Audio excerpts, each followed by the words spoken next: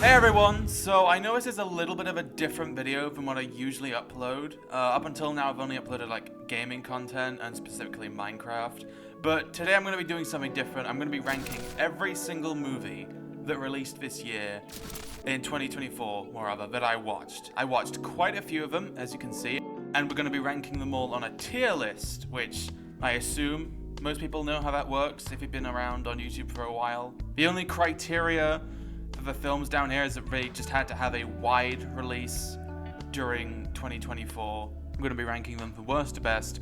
We're going to go in alphabetical order. It's not like release order. Actually, I think this is... Hold on. This is not an alphabetical order. That's the wrong way around. But yeah, we're just going to be putting all the films I saw this year, or the films that came out this year, into a tier list. Starting off with A Quiet Place, Day 1, which I thought was pretty okay. As someone who has not seen the other Quiet Place films, it was directed and structured pretty well, and it had a good use of sound design, as you would expect. And the performances from the actors were really good, but the plot and characters weren't anything special, and the pacing wasn't amazing, because it definitely dragged a little in the middle and ending. But you know, it's alright, so I'm gonna put it in B tier. Then we have Argylle, which, this is not a very good film. The only thing I really liked about Argylle was its action.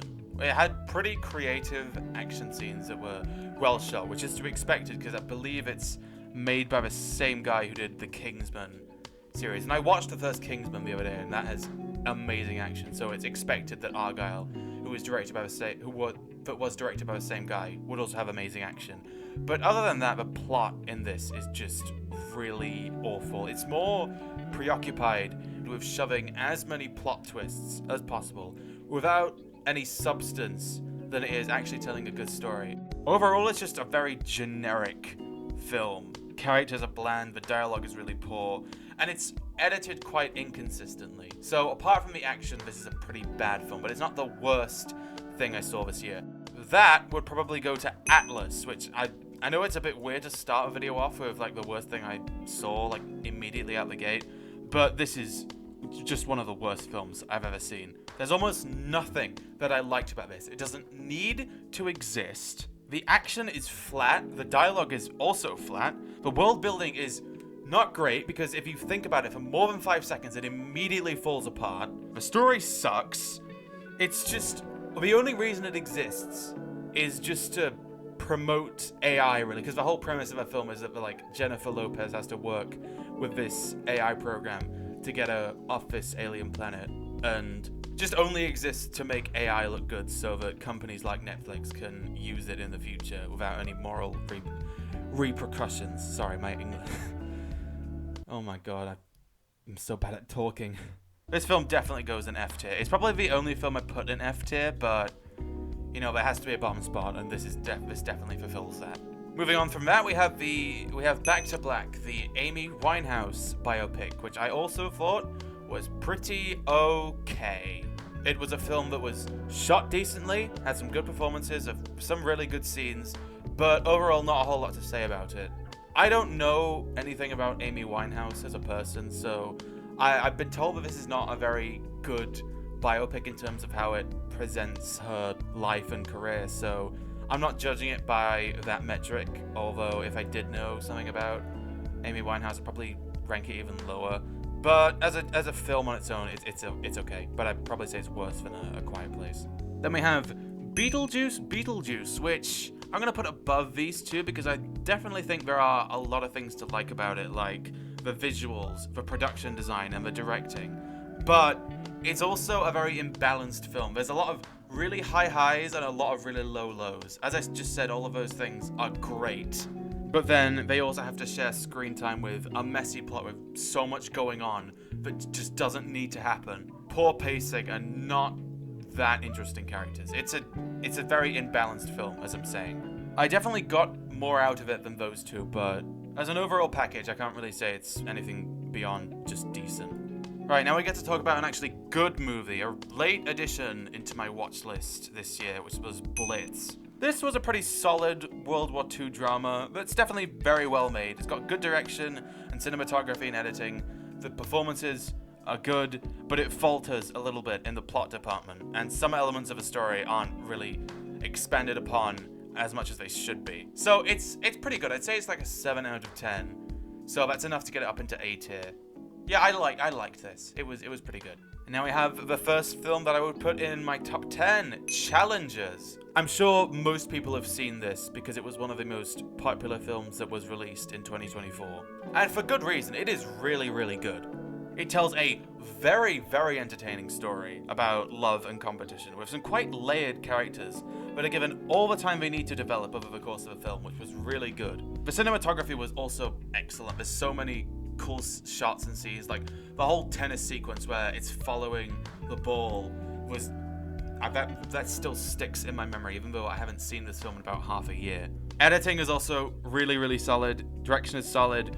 It's just, overall, it's a really, really great film. Civil War. This is another pretty decent film. I enjoyed the characters, the world building, and the cinematography in this film. I thought all of those were pretty good. But I think it's mainly dragged down by its pacing, which it's a bit of a slow film, and that doesn't always work to its benefit. And also the climax feels like a completely different film, so I'd probably put it high in B tier, but it's still a B tier nonetheless. Following on from that, we have Damsel, which is a film I really don't have a whole lot to say about, because its biggest crime is that it's mostly just an aggressively average film.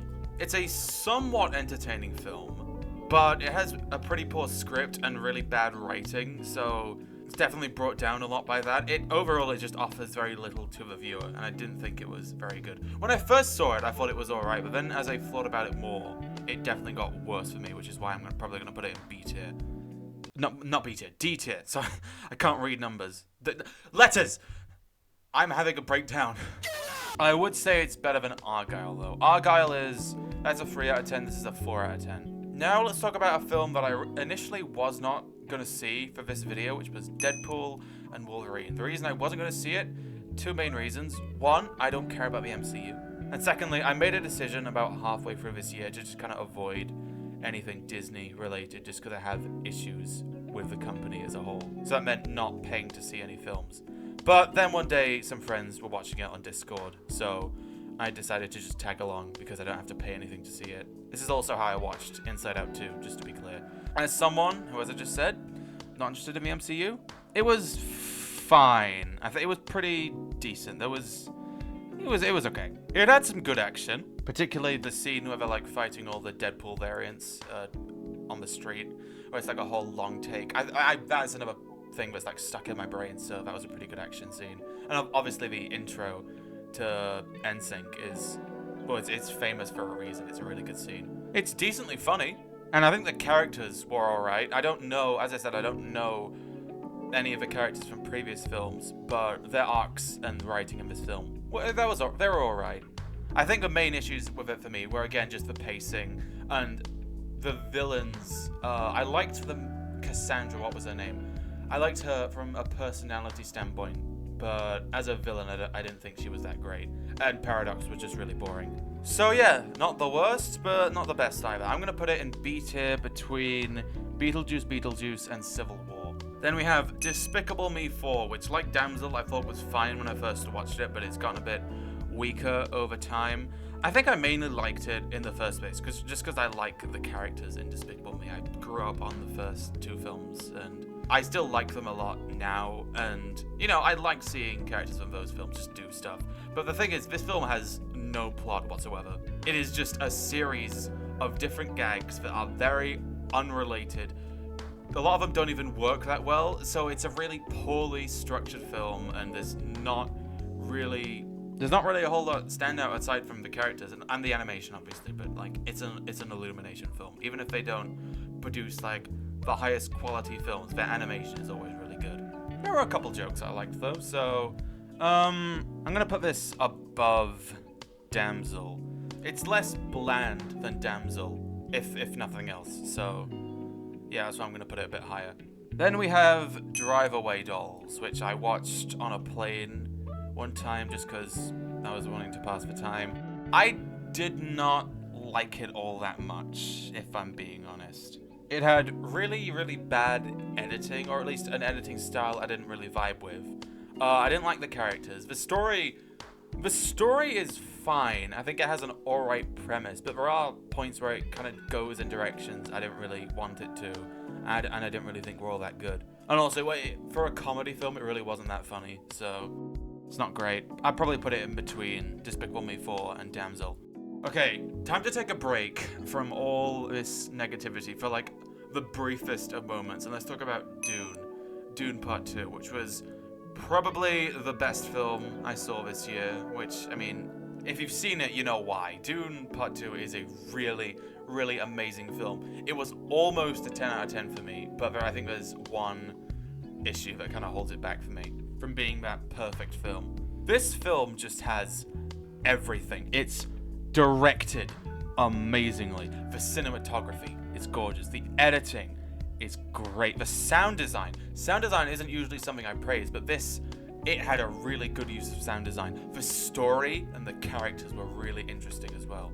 Again, almost perfect. The only thing I didn't really like about it, and this is kind of a spoiler, but I didn't really like how the Harkonnens were handled, which I know isn't a problem with this adaptation. It's, it's in the original book, but I just don't really like how they were used, and it kind of bothers me a little bit. So that's why it's a 9 out of 10, not a 10 out of 10, but a 9 out of 10 is still amazing, and it's still, I think it is the best thing I saw this year. There were films that came close to beating it, but I think this is the top spot for me. Then we have Emilia Pérez. Oh, we're going to spend a while talking about this. Oh, I'm going to cut straight to the chase. I did not really like Emilia Pérez. I know it's up for a lot of awards this season, but I don't know. It had a lot of potential to be a pretty interesting film, but it also fell flat in so many areas. I'll get the stuff I liked out of the way first. There is stuff to like here. The cinematography can be inconsistent at times, but there are definitely some really, really good shots in here that make use of great lighting and such. I like some of the themes the story touches upon, or at least tries to. Whether it executes it that well, I don't know, but I like the things it at least tries to talk about. The performances from the actresses was pretty solid, I think. But overall, everything else about this film is just really disappointing and very messy at points as well. Which is why I don't like it all that much. There's a lot of reasons why it's not good. For starters, the plot isn't that great. I said that I like some of the things it tries to do, but overall, when executing, it's just convoluted, directionless. I don't know how to describe it. It's not great. And it's one of those films as well where a lot of the conflicts in it could be resolved really easily if characters just talked to each other. But in this film, of course, to drag it out, they're not going to talk. It's a poorly written story at times. A lot of it is really, really dumb. The tone is so inconsistent. It's not even that good of a musical because none of the songs are good. They don't add anything to the story. The only one that's memorable for me is the one... Well, actually, there's two. There's one that's memorable just because of how dumb it is. It's one of the first songs in the film, and if you watch it, I'm pretty sure you'll be able to tell which one it is. And then there's another one where I just remember it because the cinematography in the scene was pretty good, not because of the actual song itself. So yeah, it fails as a musical. The tone is all over the place. It's also apparently a pretty bad depiction of the cultures it tries to represent. I am not a part of any of those cultures, so I can't really speak on that, but I thought I'd mention that anyway. Overall, it's not the worst film I've seen this year, but it is pretty bad, I'd say. And it definitely doesn't deserve to be in contention for as many awards as it is. Also, the editing was really inconsistent and weird. I forgot to mention that. Okay, I'm gonna put it above Despicable Me 4, so it's at the top of D tier at the moment, which isn't that much of an achievement, but Actually, no, it's not at the top of D tier, because next up we have another D tier film, which I think is a little bit better, which is Fighter. I'm not gonna talk about this a whole lot, because I guarantee no one has seen this. It's basically, if I had to describe it in one sentence, it's just a Bollywood version of Top Gun, essentially. There are definitely good things about it. I do like quite a bit about it. The action is pretty good, especially since it's, you know, not the highest of budgets. So it's impressive for what it is. Some of the emotional moments that they try and pull off in the story, they do hit. And the songs that they put in, although they don't mesh well with the tone, as I'll explain, the songs that they put in are pretty good just as songs. I have listened to them outside of watching the film. I put them on occasionally, every couple months. So, yeah. It just has a lot of issues holding it back from being, like, a really good film. Here's another one where it cannot pick a tone to save its life. Sometimes it's like super upbeat, but then other times it tries taking itself really, really seriously, and it does not mesh well. There's also so many subplots they try and set up and then don't execute for like more than a couple scenes. Editing's pretty poor as well. The dialogue can be occasionally a bit corny.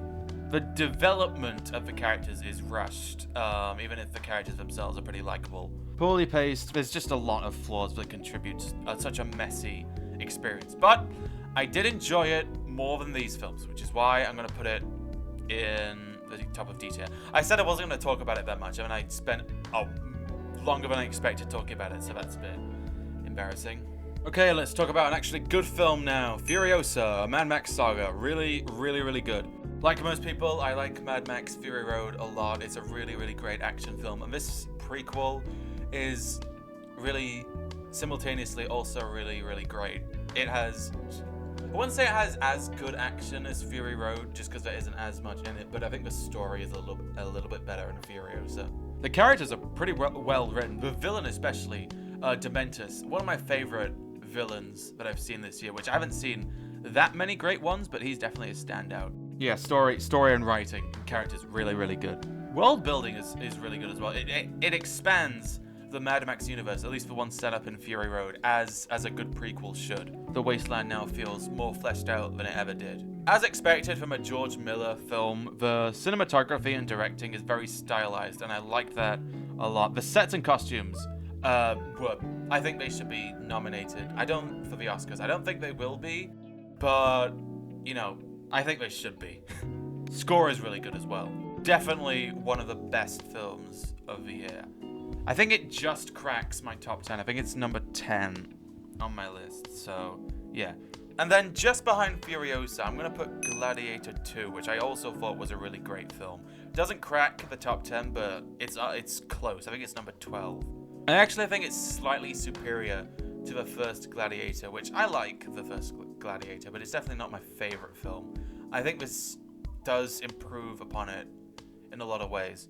It's shot better and edited better than the original, and that was kind of like the main issues I had with the first Gladiator. The story and the characters, they were good as well. This is another film where I really liked the villain. I don't remember his name. I remember the actor's name. Denzel Washington is really, really good in this film, and his character and the reason why he does what he does was probably the highlight of the film. The action was really good as well, which, I mean, to be fair, it's a film about gladiators, so if your action is poor, then you kind of failed to, do anything right. I understand why some people might not like this all that much, or think it's just kind of average, but I like it a lot. I'm putting it an A tier. Okay, right, hear me out for this one. Godzilla x Kong: The New Empire. I thought this was pretty decent. Not amazing, but pretty decent. Probably put it behind Deadpool and Wolverine. It's got good directing and action, which I feel like are, no matter what MonsterVerse film you're watching, you're going to get good directing and action. So that's the one constant that remains out of all of those films. The plot is entertaining. It actually has some, not the greatest writing ever, but like it tries to do some more stuff with the characters and their arcs, if you can even call them that, than the other films. And, it's greatly appreciated. Yeah, I like this. I'm excited for what they do next. It's pretty decent.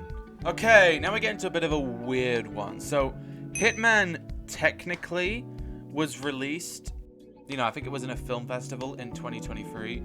But like a lot of the other films that were released, last year in a film festival or whatever, I'm counting them from the list if they had a wide release this year, which Hitman did, and I liked it. It had a great premise, even if it did take a little bit of time to kind of click with me. It's pretty funny. The characters are good. I don't know, it's a good movie. It's not, amazing, but I liked it. I'm gonna put it just behind Blitz, I think. Oh, another one I really liked. I saw the TV Glow. This was really, really good. Probably my favorite film in A tier so far. It's got a very, very well-written story, and the characters are really, really good. It's very, very compelling, and very emotional as well. The cinematography was also really, really good. There's so many amazing shots with such gorgeous colors. Direction's amazing as well. This is a really great film. Okay, Inside Out 2. I mentioned that I wasn't going to watch this, but I watched it because it was in a Discord call one time. Some other people were watching it, so I just tagged along. This is pretty good. I wouldn't say it's as good as some people have said it is, but I liked it. Good 7 out of 10 film. It's an entertaining film with characters, for the most part, I really liked, coupled with a good story and a strong central message about change. And it has some very creative world building and sequences. However, it's definitely held back by its pacing, which is a bit too quick, and aspects and structural elements of the story that felt derivative. It's a film that's a bit derivative of that first film. It borrows a lot in terms of its story. Still, I liked it. I'm going to put it above Blitz, but below Gladiator. Alright, now we've got a really fun one next up. Let's talk about It's What's Inside, the Netflix film, which is probably my favorite thing that I've seen from them this year. Which, I mean, that's not a very high bar to cross. If you look at the Netflix films I've looked at so far, Emilia Pérez, Damsel, Atlas, all close to the bottom. This film is really, really fun and great by comparison. I loved the plot to this. It is such a cool premise, and they deliver so well.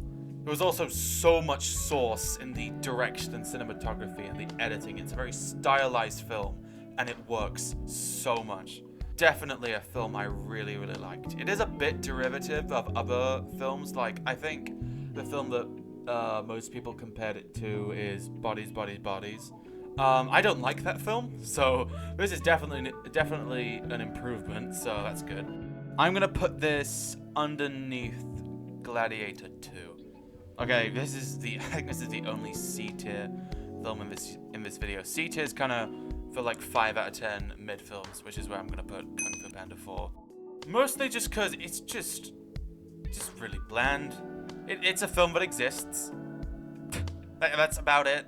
Does not have nearly as much substance as the first 2 Kung Fu Panda films, or even the third one for that matter. Yeah, C tier. Okay, this is a decent film, but it was probably one of the biggest disappointments I had this year, because I was expecting it to be really good. But Longlegs, it was just kind of alright. It was decent. There's really not that much I have to say about this film. I think it was, the plot was interesting. The performances were really good. Nicolas Cage as the serial killer. That one scene where he's, monologuing is definitely the best scene in the film. That is the one genuinely amazing moment in this. And it's got good cinematography and sound design. Overall, I just don't have that much to say about it. I don't have many problems with it. It just doesn't excite me that much. Gonna put this film behind Godzilla x Kong, which probably is gonna annoy some people. Okay, we have our one and only anime film in this list, but thankfully it's a really good one. We have Look Back. Didn't know what to expect when going into this, and was really blown away by how good it was. It wasn't S tier, but it's definitely high A tier. In fact, yeah, literally, it's the best thing in A tier so far. It's only 60-ish minutes long, but it gets so much right in that 60 minutes. It's got a really, really good story with good characters. The animation is really charming as well. It's got solid direction, an amazing score. The score really elevates it. Good pacing. Really, really great film overall. And now we talk about Love Lies Bleeding, which I liked quite a bit. It's got I feel like I'm repeating the same points over and over again, but the cinematography and visuals in this film are really, really amazing. It's a very stylized film. There's a lot of really good bits with the lighting, very visually stimulating. The characters are very endearing. Story was also quite thrilling. I don't really have any real criticisms with this film, so I'm just gonna put it in A tier. Behind It's What's Inside. I had a bit more fun with It's What's Inside. Oh, you know what else I had fun with? Monkey Man. The biggest surprise of this year. This film was awesome. So raw. The action in this is so spectacular, and it's directed so good with such good lighting and cinematography. Oh my goodness. Maybe the best action film of the year, or just the film that has the best action. And the story is pretty good as well, which, you know, a lot of action films, you know, they don't have like the most interesting plots. Aside, you know, they're mostly just excuses to get from one fight scene to another. But I liked what this film had to say. It surprised me with how compelling it was. So I'm gonna put this at the top of A tier. Please go watch this after watching this video. It is so great. Alright, mild and... This is a pretty standard coming of age film. There's not really anything in here that's gonna be like different from any other film of that genre you've seen, but it does what it does pretty well. I liked it. I'm gonna put it above Blitz. Okay, alright, Paddington in Peru. Alright, I liked this film, but I did not enjoy it as much as the other two Paddington films, which I really, really love those films. I just kind of felt like it was trying to do everything those films did, but it did it slightly weaker. So it's overall decent, and again, I got a lot out of it. I really enjoyed seeing it, but as a film, I think it's just gonna beat it, which, you know, I'd like to say it's higher. I just didn't like it as much as the other films in its franchise. I'll put it high in C tier. I really feel like I should probably put it higher, but if I'm being honest with myself, this is where I put it. Okay, oh my god, I forgot about Rebel Moon. Oh, I don't even know why I watched this. This was not very good. For those who have not heard of Rebel Moon, just to briefly explain it, it's just Star Wars, but worse, and it's directed by Zack Snyder. And this is the second part of the first film, which he released in 2023, which was already not great, and I think this is slightly worse, but they're about the same in terms of quality. At the end of the day, both Rebel Moon films suck really a lot. Probably the second worst thing I watched this year. I'm gonna put it at the bottom of D tier. Okay, Rebel Ridge next, which I don't have a whole lot to say about this. I think it's fine, but nothing much more than that. It's a decently structured story. There's several moments of intrigue with like the plot and the characters. The dialogue is pretty well written, but apart from that, I just didn't really care about most of this. I just wasn't that engaged, so I just kind of think it's decent at best. Gonna put it below Longlegs. Alright, now we have the Roadhouse, the Amazon Prime Roadhouse remake. Just to clarify, I've not seen the original Roadhouse, and so this is my first exposure to that story. The only thing I really have to say about this film is that it is shot pretty well. There's a lot of really good bits of the cinematography, but apart from that, I don't have anything to say. There's not that much to really talk about. It's just fine. You're gonna go in between A Quiet Place and Back to Black. Alright, now we have returned to an actually really, really good film. Sing Sing. This is really, really amazing. I'm also gonna put this in S tier. I don't like it as much as Dune, obviously, but there is a lot of really amazing stuff in this. Sing Sing is a very powerful and very well-written drama about the struggles of trying to find levity in the worst scenarios and the impact the world's relentless cruelty can have on people. That's how I would describe it. And just off of that basic description, you can kind of see why I think this is such a good film. Its direction was really good, as were its unique cinematography and editing. The story is really great. The characters, they are written really, really well.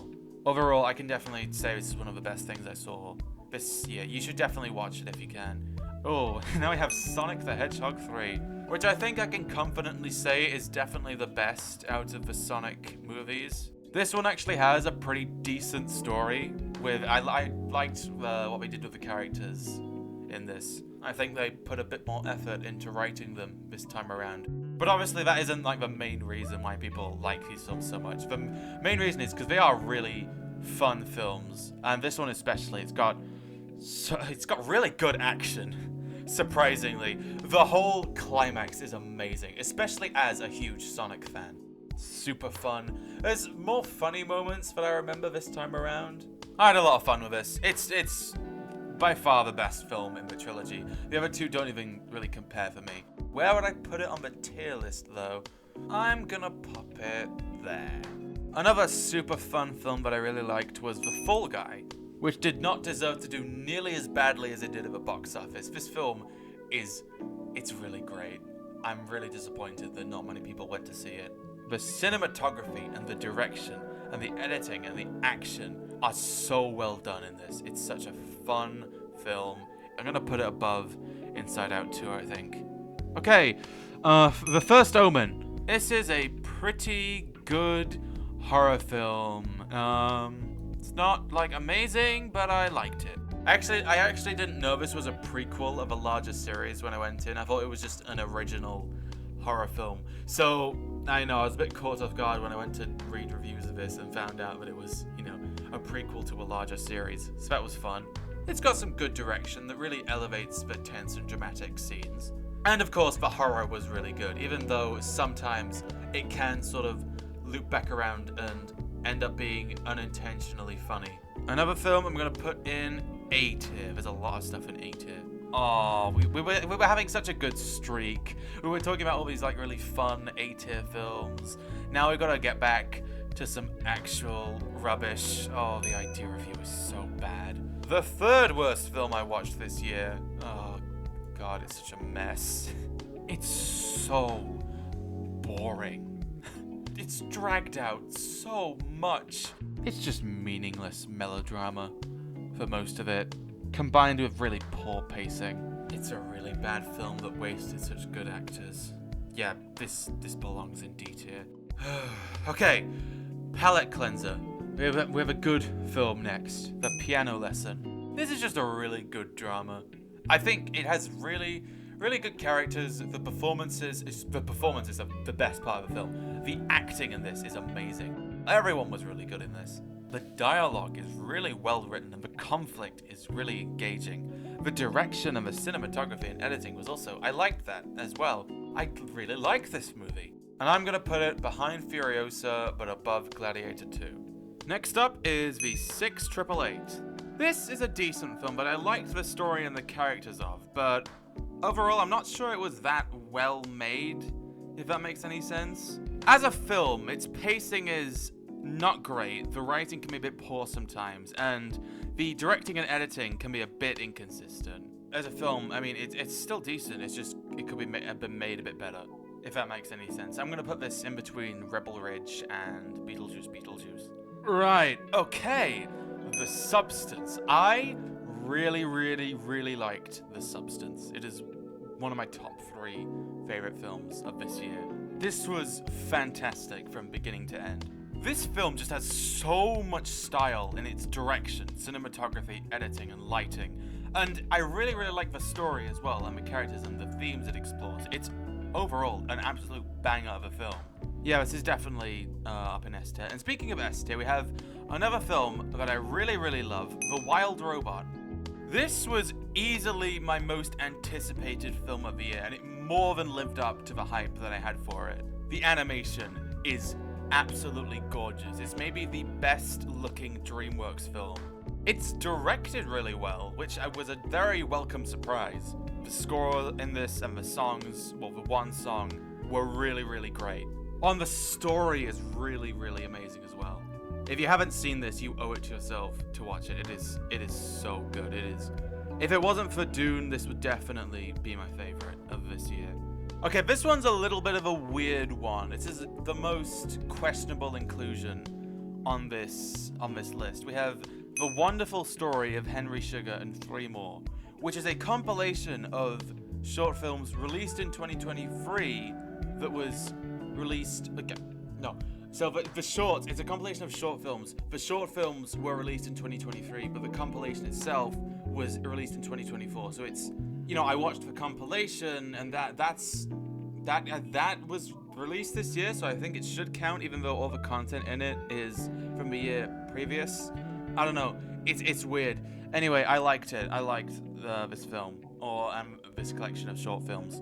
I'm a big fan of Wes Anderson, and this really delivered on his signature style of directing. The sets are amazing. The writing is pretty good. Costumes are great as expected. Dialogue is good as well. If I had to rate the short films in this individually, I'd say the first one is about a 9 out of 10. The second one's a 6. The third one's a 7, and then the fourth one is probably an 8. And if you put all the scores together and average them out, you get the closest to a 7 out of 10 overall for the entire package. And yeah, I think that sums it up. Oh well, I liked this film. I'm gonna put this in between Inside Out 2 and Sonic the Hedgehog 3.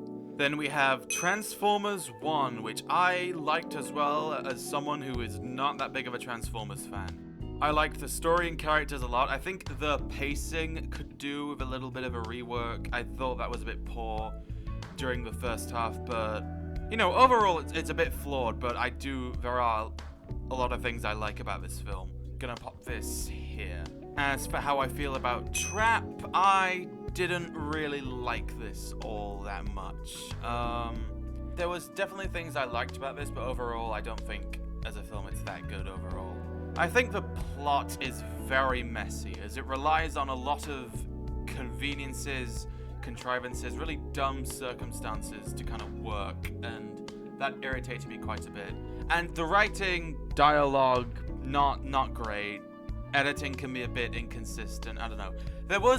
I did like the main guy's performance. The best scenes in the film are definitely when he's just allowed to monologue and really get into his character. The best scene is that one in the second half where he's like, he's gone full psycho and he's talking to his wife. That was a really amazing scene in a 4 out of 10 film.